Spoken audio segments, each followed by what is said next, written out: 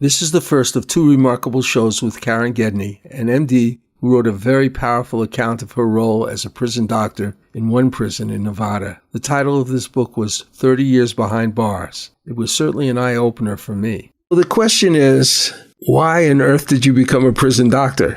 How did you end up in that situation? Well, I can certainly tell your audience that I never dreamed of going to prison and being a doctor when I was in my training, but I am what's known as a National Health Service Corps scholarship winner, which means that if you're sort of poor, you're academically doing well, and you apply for the scholarship, sometimes you can get a free ride to medical school, which happened to me back when I was starting my training. I ended up having to do a 4-year payback, which means the government would say, hey, we're going to support you in medical school, pay for it. And in return, when you're finished with all your training, and that's internal medicine training, we're going to have you put in a place that no other doctor will work. The amazing thing about her work in prison is that although Karen finished paying back the government for her scholarship, she remained in the same prison as a doctor for 30 years. She did this helping the kind of people she wished to serve even as a child, the underserved, who truly needed more than anyone a sincere doctor's attention.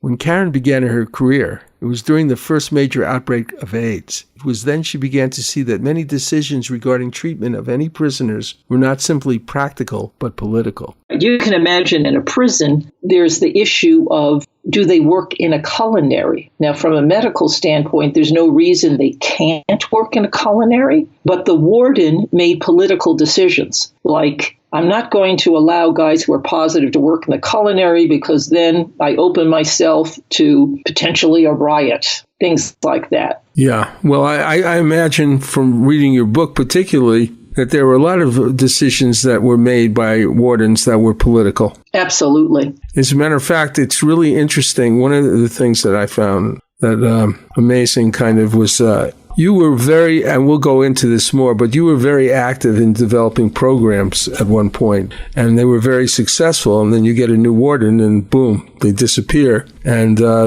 people couldn't even go out in the yard and have the kind of recreational freedom they had before, right? I mean, so the extreme. There were extraordinarily extremes depending on the sort of temperament of the wardens, right?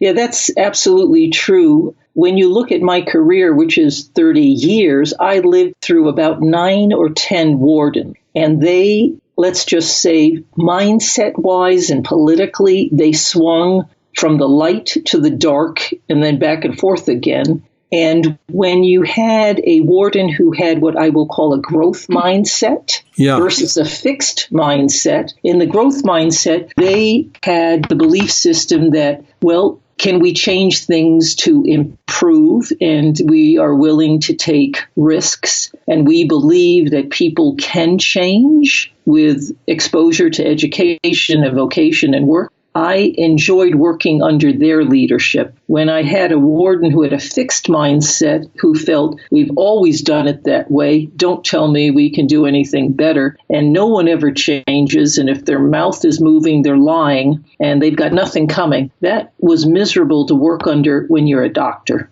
In this program, Karen deals with the HIV problem today, but also with other major challenges in our correction system. For instance, in her own state of Nevada, it was discovered that more than half the people who have been returning to prison in that state were returning over technical violations of parole. On a much broader level, Karen relates that up to the surge in the prison population in the 1970s, our incarceration rates were comparable to other countries. After that, they were sometimes 5 times as much or more. We further discuss the fact that 1 out of 9 prisoners have life sentences today, and that there has been a dramatic growth over the years in the length of sentences.